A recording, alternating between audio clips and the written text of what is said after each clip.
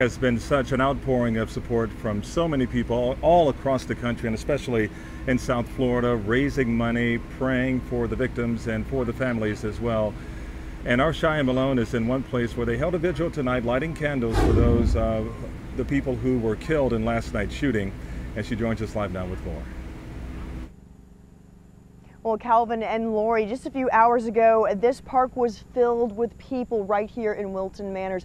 People coming out in droves showing their support. Now, we've been stopping all over the community today, talking with people, just getting their reaction about today's horrific events. And we felt really every emotion. Lots of people with mixed feelings, some pain, some angered, but for the most part, staying positive through all of this. And when that vigil commenced right here, that's when all the emotions started pouring out.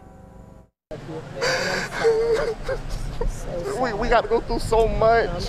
It's so sad. Antonio Ellison among nearly 300 people who came out to the Pride Center this evening, pained by a gunman's actions targeting the LGBT community. Just educate yourself. Please, I'm begging you, we don't need no more of this. From tears to hugs to frustration and fear, this group banding together. A candlelight vigil in Wilton Manors honoring the 50 lives lost in the Pulse nightclub shooting in Orlando. The victims and the families and everyone that's been affected by this, whether it's me from a distance or someone who's standing next to someone who is no longer there, they deserve this. They deserve some acknowledgement. Even in the midst of everything, that we come together as one, you know. That's what we do in USA. Song and prayer providing a positive tone. Several local leaders sharing inspiring words too. We're the most powerful country that's ever lived, and we always persevere through everything.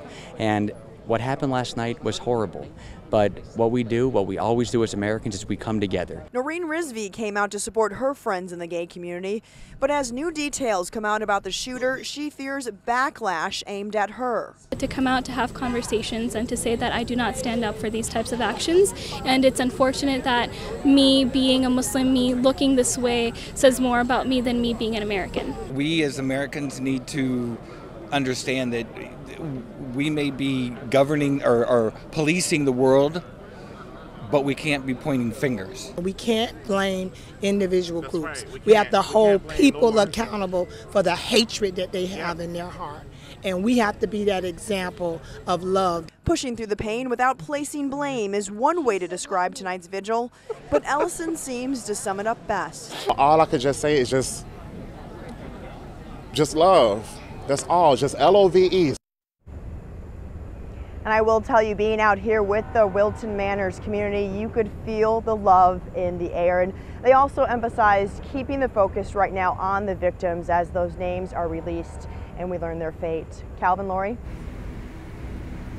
And Cheyenne, we know you've been keeping tabs on the drive for money to help the families. Equality Florida had a goal of $1.5 million to support the families. How are they doing? Yes, I'm actually looking that up right now. We can give you a look live right now. Just over 1.1 million. I can see, and this has just been a few hours ago. You know, we were just over $700,000. So funds are coming in very quickly. So they'll likely reach that goal of 1.5 million very soon, Lori. Reporting live in Wilton Manors, Cheyenne Malone, Local 10 News.